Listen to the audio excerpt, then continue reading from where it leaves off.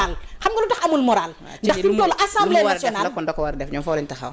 assemblée nationale fi mu toll nii représenté wul xaru kanamu Sénégal ndax assemblée nationale ñi fa nekk moom mooy ñi représenté Sénégal et eux ils ne sont plus légitimes. Pourquoi ils ne sont plus légitimes actuellement? Ils sont à combien du ñoom ñoo fa nekk en majorité.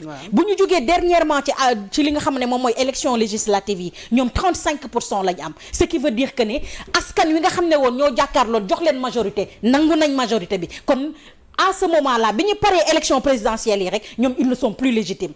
kon déjà Ousmane Sonko bu fa demee taxaw di wax ak ñoom sax mu ngi wax ak ñoo xamante ne déglu ma rek ba ma pare doo ma bàyyi ci sama àll ñoo am majorité à l'Assemblée. ma ne ñoo amoon majorité à l'Assemblée entre temps majorité boobu dafa changé maintenant comme nag daa am calendrier boo xam ne moom la ñu war a respecté foog ñu egg ci calendrier boobu pour changer leen mais ci bu ñu sukkandikoo ci dernière élection yi ñu fiy def ñoom 35% lañ ci dëkk bi ñeneen ñi ñooy 55% te du ñu yàq xaar nag 35% di bëgg a yàq li nga xamante ne moom mooy li 55% yi décidé ce qui veut dire Sonko sax bu fa demee fa def déclaration de politique générale am askan wi la yab non seulement waxuma la dina teggi yoon déglu ma dina teggi yoon perne may ma dina teggi yoon ma ne du devoir am non pen du devoir am premier ministre article 55 de la constitution nee na ko tu n'as pas obligation de le faire le article 89 du règlement intérieur de l'Assemblée nationale tënk ko pour mu def ko kon fan la nekkee devoir am lu ñu baaxoo di gis la. fan nga baaxoo di ko gis. est-ce que xam nga ne ci Lamine Gueye. premier ministre fi jaar yëpp def nañu. musuñu koo def kaay ma wax la ne déclaration de politique générale yàgg nañ ko def mais musuñu respecté 90 jours yi xam nga kan moo ko mujj respecté. man waxuma ci délai yi. waaw dama ni lu mu war a def la rek. mais dina ko war a def. xam nga lu tax war a koo def léegi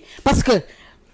bu ko defee non seulement dina salfaañi li nga xamante ne moom mooy yoon ndax foo xamante ne amul yoon mënoo faa teg yoon assemblée nationale dafa am ay falsification yoo xam ne def nañ ko fa te bu dee jubal ak jubbanti da ngay jubbanti loolu mënoo ñëw ci kër Penda fekk fii mu ngi tilim bay bëgg a dee nga bëgg faa toog numtati togg mënul ne da nga koy bale ba mu set ngay doog di teg sa mbana nag togg lu nit ñi mën a lekk léegi lan lañ bëgg mu dem def ko déclaration bi actuellement maintenant léegi après nag ñu ne dañuy dugal motion de censure te gis nga motion de censure boobu ñu bëgg a dugal Penda moo mënut nekk moom mun na ñëw parce que ñoom ñu ci bëri xam nga lan mooy seen problème dañoo jàngul may ma ñëw parce que nee nañ coppite def ko daal may ma jàngal leen ñoom lu ñu xamut parce que assemblée nationale député yu bëri dañuy tëbaka dal mais xamuñu lu xew parce que ñoom ñëpp ñu ngi yàqamte motion de censure te xam nga lan lañ xamul il est impossible ñu def motion de censure nee ma lu tax Penda parce que déjà motion de censure pour mu dugg article num tati 55 de la constitution bi nga xamante ne Ousmane Sonko def na li nga xamante mooy déclaration de politique générale ba pare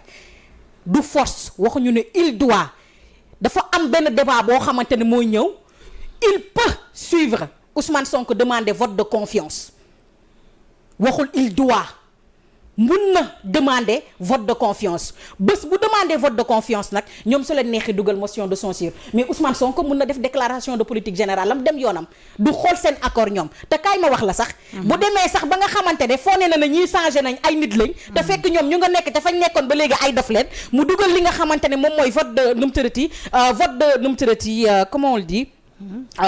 vote de confiance bi ñu dugal seen motion de censure leema lan moo gën a dee. la loi elle est très claire Penda. mun nañ def motion de censure Ousmane Sonko mais dañoo war a xam ne loi bi derrière dafa forcé wul ki nga xam ne mooy Bassirou Diomaye Diakhar Faye pour mu numtërati changer yeneen personne loi bi xam nga lan la wax Bassirou Diomaye Faye mun na tànnaat keneen ku ko neex ce qui veut dire mun na reconduire Ousmane Sonko ba pare reconduire gouvernement Ousmane Sonko ñu desaat fa bu leen neexee ñoom ñu dissoudre li nga xam ne mooy assemblée nationale léegi boobu perte de temps Mamy Samba est-ce que ñun am nañ boobu perte de temps ñun Sénégal dañoo bëri ay problème fal fi ñoo xamante ne dañu war a yóbbu feneen duñ fi nangu ay golo yoo xam ne teggi nañ leen fi weddi nañ leen comme niñ ko waxee ca num tërati ci élection législative yi élection présidentielle yi bi ñu fi génn ñëpp xam nañ ne sénégalais yi dem nañ ba xam ne ñoom dañoo tëlee mënuñu xamuñu biñ leen tegee assemblée nationale defuñu fa lu dul dàggasanteeg ay solu kaña moo tax tey ñu teggi leen fa teg fa ñeneen kon nag duñu sukkandiku ci loolu ñu ñuy tardel xam nga lan la ñoo war a régler mais déclaration de politique générale bi ak li nga xamante ni moo di motion de censure ak également dañu tuddee la question de confiance lu ñu mel yëpp démb ci seen conférence de presse l'honorable député Ayib Daffé ak ñi mu ci àndal yëpp ñëwaat nañ ci à rappeler que ni l'honorable député Ayib Daffé jamono jile moom mooy président du groupe parlementaire bu Yewwi Askan Wi nee na lu ñu mel sax remplacement de Birame Souleye Diop oui lu ñu mel mënul nekk puisque règlement bi lee daf ko supprimer kon pourquoi ñenn ñi ba tey jàpp ni lu tax Ousmane Sonko bëggul def li nga xamante ni tey moo di déclaration de politique générale parce que lu ñu mel yëpp lay tiit ils sont dans la manipulation ñeneen ñi nga xam ne ñooy soutenir déclaration de politique générale bi comme à leur accoutumée min nañ ko tàmm nañ ko damaa ne sax ñenn ñi ñoom ma riirandoo la dañ leen di topp nii rek mouvement d'humeur lañ leen di toppee mais am na ñenn ñu ci ñoom que li ngay wax ni Penda ñoom ñoo la ko gën a xam mais ils sont toujours dans la manipulation pour mettre en mal la population et nu mu tërati ki nga xam ne mooy le président Ousmane Sonko. moo tax ma ne la am na lu ndaw yoo xamante ne ay nit lañ bi nga xamante ni mooy présidente groupe parlementaire bu Benno Bokk Yaakaar moom nee na connaissance Ousmane Sonko xam na ne Ousmane Sonko amul lu muy tiit ci ñëw jàkkaarloo ak ñoom ñi nga xam ne mais lu muy tiit voilà. Ousmane Sonko lan la war a mën mami Ousmane bu ñu la nee day tiit yow di nga ko gëm. waaye ñoom ñi ko wax sax gëmuñu ko nag. koo xamante ne bi ñuy dajje otoom ay nit yu kaguleewu nga xam ne yaa ngi woon ci opposition xamuñu fu ñu la yóbbu yaa ngi ne nemm toog. man bés boobu laa xam ne ndeke kii est-ce que ça va. bu ci sonn ñoom ñoo tiit. kon kan la ñuy wax ne Ousmane Sonko moom moo tiit. bu ci sonn laa wax tiit bi seen côté la nekkee ñoom ñoo tiit de. ma ne xam nañ fan la ñoom xàmmee nañu ragal xàmmee ku du ragal xàmmee Angleterre xàmmee pomme de terre xàmmee puubu xar pasti. ñoom xàmmee nañ lépp di. dañoo bëgg rek dugg ci débat boobu boo ci bëggee dugg ci waaye Ousmane Sonko ragal la. waaye loolu tamit bu phrase boobu jugul sax nag. lan moo war a mun a motiver li nga xamante ni moo di seen taxawaay Ousmane Sonko nag def na léegi ab communiqué ma mi liir nga ko ma liiral la ko. liiral ma ko. voilà xaama ñëw liiral la ko rapidement am ci li nga xamante ni moom moo di sa gis-gis nee na dafa tontu ki nga xamante ni moo di lettre. bi ko Guy Marius Sagna adressé ni ko honorable député Guy Marius Sagna, j'ai bien reçu votre interpellation à propos de la déclaration de politique générale du Premier ministre qui appelle de ma part les réponses et précisions ci-après. mu ne ma déclaration de politique générale est prête et je vous réitère toute mon impatience à tenir cet exercice de présentation des grands axes des politiques publiques et de l'action du gouvernement suivant les orientations du président de la République. mu ne l'article 55 de la Constitution li nga xamante ni mami li wax na ko sànq jarama ci ñëwaat mu ne les dispositions du règlement intérieur de l'Assemblée nationale qui fixait les délais et la procédure de la déclaration de politique générale ainsi que toute référence au Premier ministre ont été abrogées de la loi organique portant règlement intérieur de l'Assemblée nationale depuis 2019 suite à la suppression du poste du Premier ministre, loi organique numéro 2019-14. Le règlement intérieur de l'Assemblée nationale en vigueur ne tient pas compte du Premier ministre puisqu'il n'a pas été actualisé suite à la restauration du poste du Premier ministre par la loi numéro 2021-41 du 20 décembre 2021 portant révision de la Constitution. Mais xam nga lan moo neex ci communiqué bi. Ousmane Sonko nee na en conséquence, dans un souci constant de respect de la séparation des pouvoirs et du principe de la légalité, je ne tiendrai ma déclaration de politique générale devant cette Assemblée qu'une fois que la majorité parlementaire se sera amendée en réinscrivant dans le règlement intérieur l'ensemble des dispositions relatives au Premier ministre. mu yokk ci nii. En cas de carence de l'Assemblée, d'ici le 15 juillet 2024, je tiendrai ma déclaration de politique générale devant une assemblée constituée du peuple sénégalais souverain, de partenaires du Sénégal et d'un jury composé d'universitaires, d'intellectuels et d'acteurs citoyens apolitiques. Ce sera l'occasion d'un débat libre, ouvert et à coup sûr de qualité largement supérieure. Ousmane Sonko nee na dafa mu daanelee Mamy Samb assemblée bi bu dee jëluñ seen matukaay ba teg assemblée bi nga xamante ni dëppoo na ak règlement intérieur bi nga xamante ni moom moo fa war a mën a nekk nee na kon moom dina amal ab déclaration de politique générale waaye dina ko amal feneen fudul ci kanamu député yi. mais est-ce que war nañ ci yegg si foofu ak Ousmane Sonko sachant que ni les députés sont les représentants du peuple et nul ne peut se substituer à eux. non mais génn ci li nga ne ils sont toujours tamit oui. Tu sais, en français, on dit une question ne se répond pas par une autre question. Mais en fait, tu me fais la lecture de la réponse de Ousmane Sonko et moi, dans ma tête, je me dis comment ne pas aimer cet homme. Léegi laaj ma lu tax. Franchement, je me le demande. Déjà, la première satisfaction, c'est d'avoir répondu à l'interpellation d'un député du peuple qui s'appelle Guy Marius Sagna, qui a introduite depuis des années, ou en tout cas depuis bu nekkee Assemblée nationale, plus de 20 questions écrites à un gouvernement qui n'a jamais répondu. Voilà un Premier ministre qui répond pour la première fois à une question écrite qui lui est interpellée directement. Loolu déjà, c'est le premier point. Beneen bi ci topp, Ousmane Sonko ngi leen di jàngal ñoom député yi nekk ci Assemblée nationale lan moo nekk contenu ci seen propre règlement intérieur. Parce que donc ñoom seen comportement li muy firndeel lenn la depuis qu'ils sont à l'Assemblée nationale les voilà dans une totale illégalité ou au cas où bu ñu ko xamee woon noppi waale ko mooy ne ñoom cuune gi ñuy wax ci ñoom ak seen ñàkkub fayda ak ñàkk xam seen gëdd ak li leen fa teg gëmmee woon nañu li askan wi soxla woon nekkoon au service pour certains de leur leader politique à l'Assemblée nationale. Maintenant la question est-ce que cette Assemblée nationale-là, cette 14e législature dont on était si fiers, mérite ñu leen di woowee pencum ndaw réew mi pour reprendre ton expression? Il ne le mérite je ne plus. pense pas. Pourquoi? waaw Penda je viens de te le dire dama ne député day xam waree fam député day maîtriser règlement intérieur am député bu amee entorse à la règle parce que toutes les lois sont votées au niveau de l'Assemblée nationale. On parle là d'un pouvoir législatif. Comment un tel pouvoir nga xam ne doole bi mu am toutes les lois sont votées à l'Assemblée nationale. Penda Badji. Tous les projets de budget de fonctionnement de nos ministères sont votés à l'Assemblée nationale. Pouvoir législatif doole bi mu am dans un pays à système démocratique. Comment des députés peuvent être aussi nuls et ne pas connaître leur propre règlement intérieur et qui plus est oser nag être et fonctionner dans l'illégalité ba pare di dénoncer ñu koy dénoncer. moo ma jaaxal. ñoom bu nu amul woon fulla ca ba ñuy foor wax ne règlement intérieur bu assemblée nationale bii kat nanu ko defaraat falsification ba ca nee nañu ko rocc ndax ñoom ñi fi nekkoon moo dugaloon premier ministre boo ko génnee te boo ko génnee dugalaat ko lu tax fekk ñu de telle sorte que mu nekk à jour. Mami volume quel est le problème de l'actualisation et de la réglementation au niveau de l'Assemblée nationale? Penda, je ne comprends pas. Voilà un premier ministre qui leur apprend le rôle. nga ne ma fi mu daanelee moo gën a neex man ne la wax nga dëgg bat ji laaj ma lu tax foofu tamit. mooy ne un premier ministre qui ne peut pas faire son exercice de déclaration de politique générale au niveau de l'Assemblée parce que ces députés ne connaissent pas leur rôle xamuñu seen liggéey xamuñu la leen fa dëj lan la mooy yow Penda Badji li neex ci cohérence Ousmane Sonko mooy quand Ousmane Sonko part à l'Assemblée nationale pour s'adresser aux députés, il ne s'adresse pas aux députés seulement, mais il s'adresse à la nation sénégalaise. Ousmane Sonko ak yeneen ministre premier ministre yi fi jaaroon dama ne la seen déclaration de politique générale c'est adressé à la nation sénégalaise. Donc bu dee Assemblée nationale matuñu assemblée. Il te dit damay dem jàkkaarloog nation bi ma fal. jàkkaarloog ñoom wax leen sama déclaration de politique générale parce que la may liggéey ñoom laa koy liggéeyal axe yi ma bëgg a jox ak point yi ma bëgg a tëral ñoom laa koy defal donc ils sont mieux placés eux jugé ma ci liggéey bu ma jot a def ba noppi que di jàkkaarloog ay député yoo xamante ne xamuñu fu nuy taxaw fal la waa ki am fu la Mami volume waat. waaw léegi ci li nga wax noonu.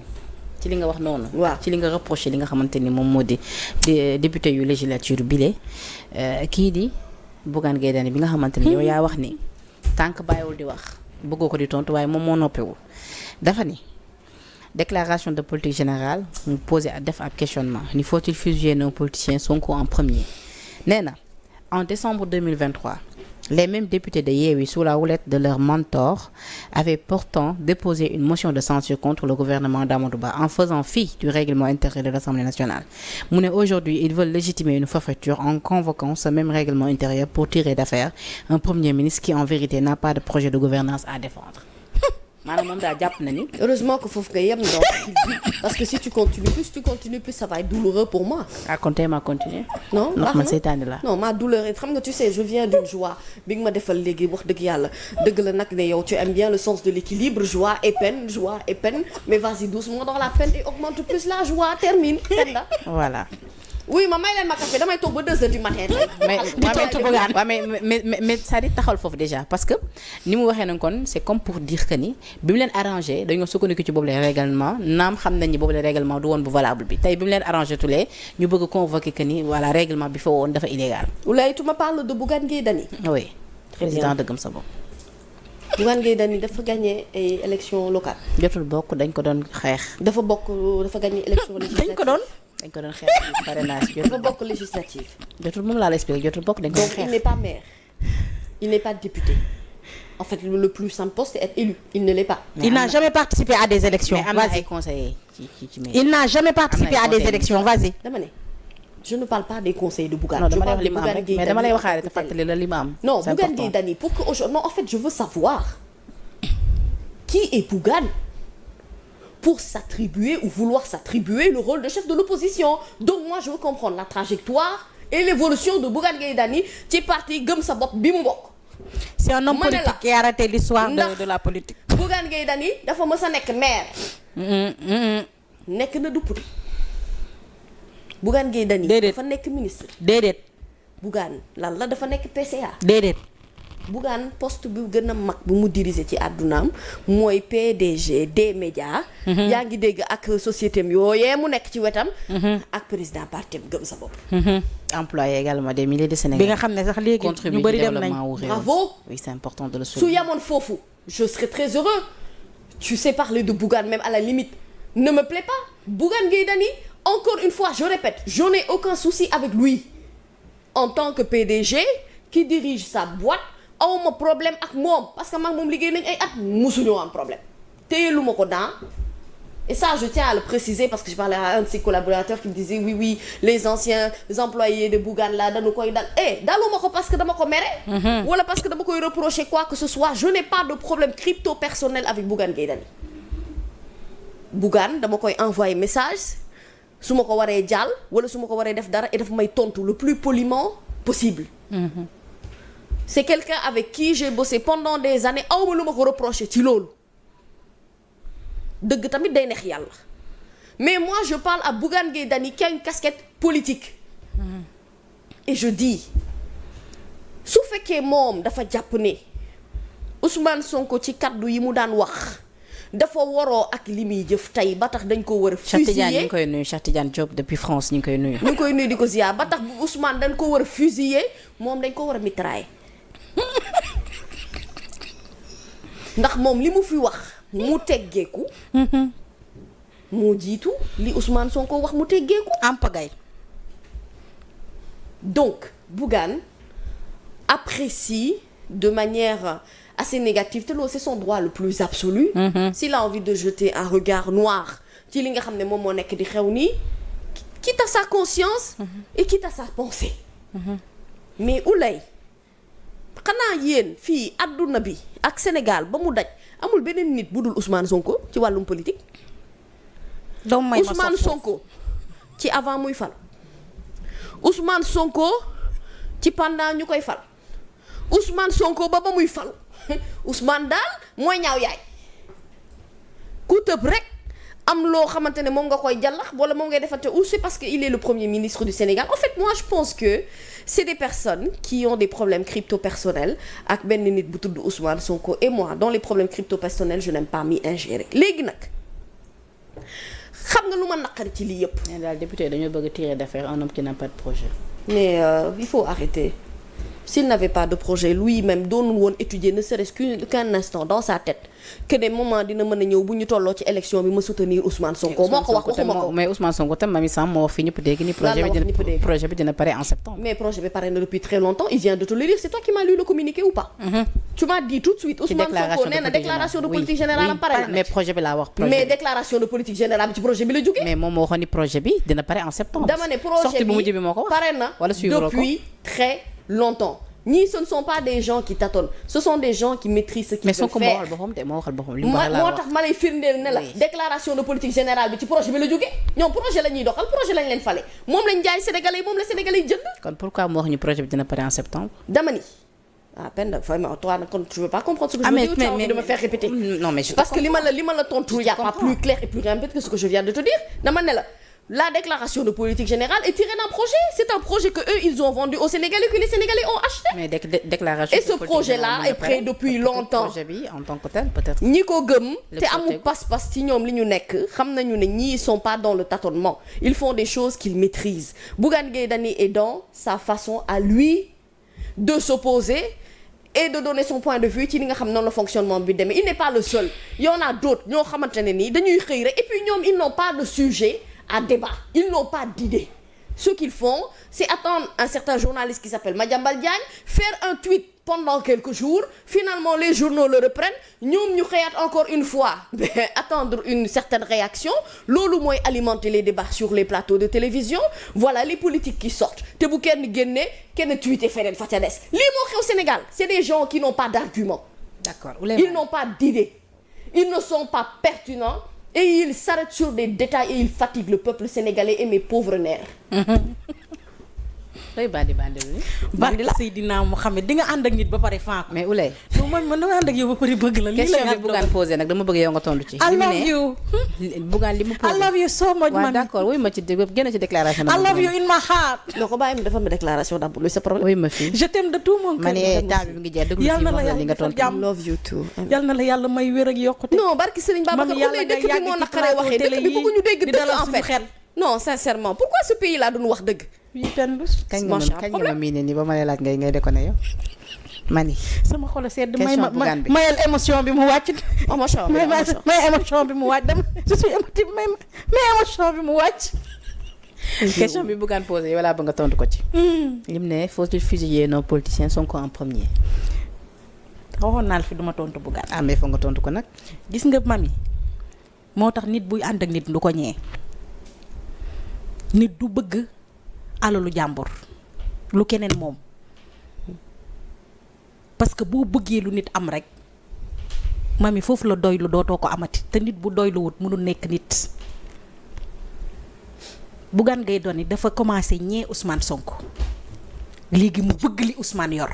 Bougane Gueye Dany amul problème mu lii muy wax ni yëpp. est-ce que ñee day ratatati rek yoonam nekk si. est-ce que c'est quoi son problème. est-ce que ñee lañ ko mën a tuddee wala ndax dafay opposé wu. dafa bëgg li Sonko am te mënu koo am ndax lan.